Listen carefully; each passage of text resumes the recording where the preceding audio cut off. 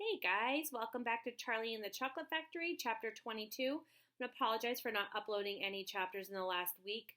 I moved into a new house and had to get that stuff settled. So, special shout out to my buddy Colby. Thank you for being patient. And here's your next chapter, 22, Along the Corridor. Well, sighed Mr. Willy Wonka. 2 naughty little children gone, 3 good little children left. I think we'd better get out of this room quickly before we lose anyone else. But Mr. Wonka, said Charlie Bucket anxiously, will Violet Beauregarde ever be all right again? Or will she always be a blueberry? They'll dejuice her in no time flat, declared Mr. Wonka. They'll roll her into the dejuicing machine, and she'll come out just as thin as a whistle. But will she still be blue all over? Asked Charlie. Why, she'll be purple, cried Mr. Wonka. A fine, rich purple from head to toe. But there you are. That's what comes from chewing disgusting gum all day long. If you think gum is so disgusting, said Mike TV, then why do you make it at your factory?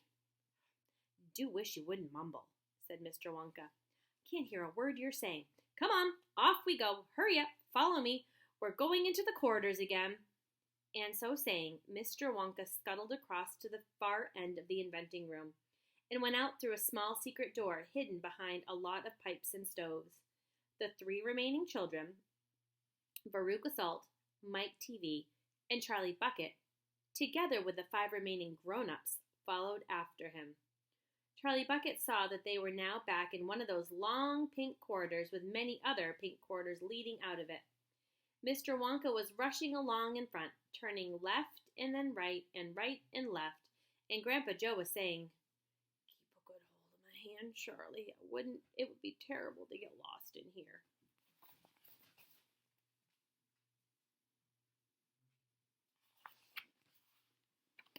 Mr. Wonka was saying, No time for any more messing about. We'll never get anywhere at the rate we've been going.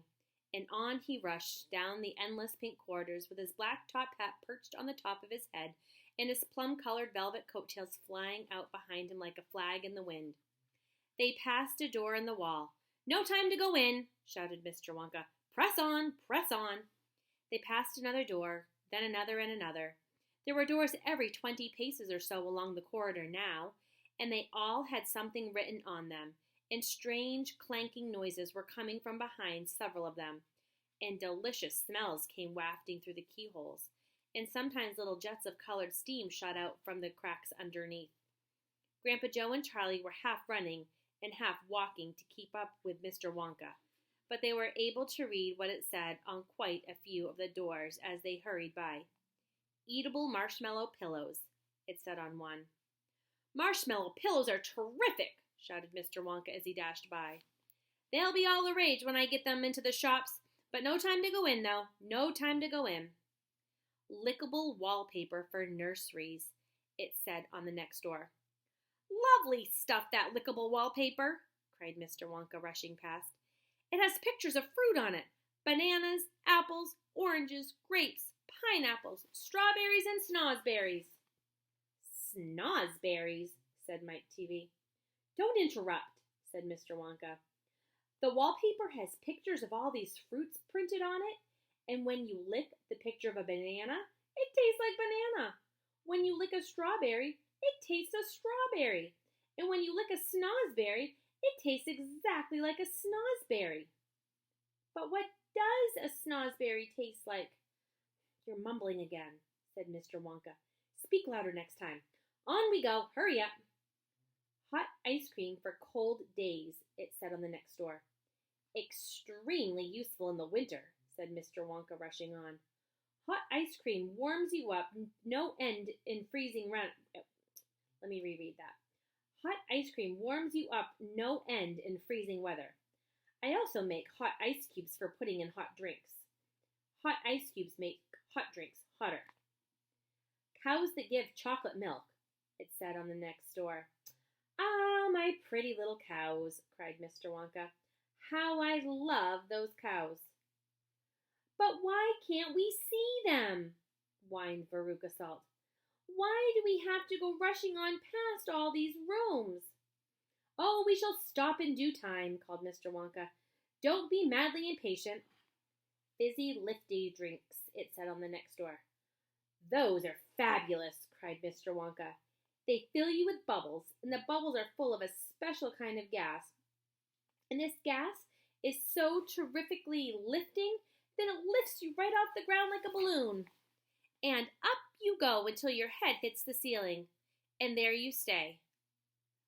But how do you come down again? Asked little Charlie. You do a burp, of course, said Mr. Wonka. You do a great big long rude burp, and up comes the gas, and down comes you. But don't drink it outdoors. There's no knowing how high up you'll be carried if you do that. I once gave some to an old Oompa Loompa out in the backyard, and he went up and disappeared out of sight. It was very sad. I never saw him again. He should have burped, Charlie said. Why, of course he should have burped, said Mr. Wonka. I stood there shouting, burp, burp, or you'll never come down again. But he didn't, or couldn't, or wouldn't. I don't know which. Maybe he was too polite. He may be on the moon now. On the next door it said, Square Sweets That Look Round. Wait, cried Mr. Wonka, skidding suddenly to a halt. I'm very proud of my square sweets that look round. Let's take a peek. And that ends chapter 22. Chapter 23 is Square Sweets That Look Round.